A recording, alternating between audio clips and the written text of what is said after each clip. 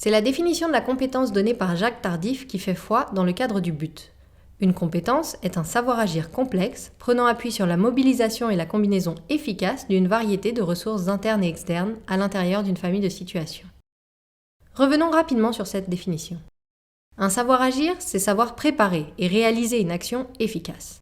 Il est complexe s'il ne peut pas être automatisé. Il doit être en adéquation à la situation professionnelle dans laquelle il est exercé et donner lieu à des choix adaptés. Le savoir-agir suppose un ajustement au fur et à mesure que la situation professionnelle évolue. Les ressources internes et externes, ce sont tous les moyens dont on dispose pour être compétent. Cela inclut les connaissances et les mises en application issues des cours, les savoir-faire, les savoir-être, les recherches d'informations, etc. Quant aux familles de situations, on pourrait ajouter le mot professionnel. Ce sont les contextes authentiques dans lesquels on va entraîner et évaluer les étudiants.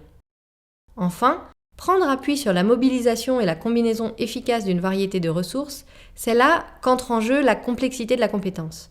Il faut non seulement aller chercher des ressources, mais il faut ensuite savoir sélectionner celles qui sont pertinentes, puis savoir les associer et les activer. En d'autres termes, être compétent, c'est savoir combiner judicieusement un certain nombre d'éléments tels que des connaissances, des savoir-faire, des réflexes, des savoir-être, afin de répondre à une situation professionnelle donnée. Cette combinaison de choix doit à la fois être adaptée à la situation professionnelle, c'est-à-dire permettre une action efficace, et à la fois être consciente. L'étudiant doit être conscient qu'il a fait des choix et il doit être capable d'expliquer pourquoi il a fait ces choix. Cette conscience est la garantie que son efficacité dans l'action n'est pas le fruit du hasard ou de son intuition uniquement, mais bien le résultat d'une réflexion et de la mobilisation de différentes ressources. La compétence est donc à la fois savoir combiner différents types de savoirs pour adapter son action avec pertinence, et à la fois savoir justifier la combinaison choisie. Quelles sont les conséquences de cette définition de la compétence pour nos formations ? La compétence est avant tout un changement de paradigme.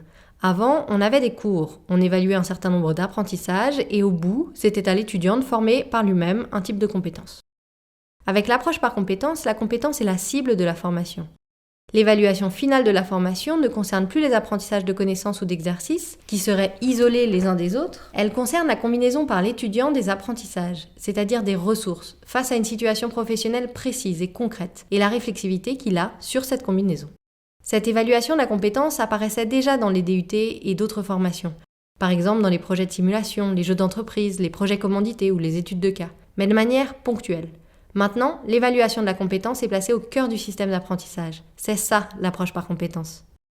Retrouvez toutes nos vidéos et de nombreuses ressources sur notre site internet www.lancer.fr/coinpédagogie et n'hésitez pas à vous abonner à notre chaîne pour ne pas louper nos prochaines capsules. À bientôt!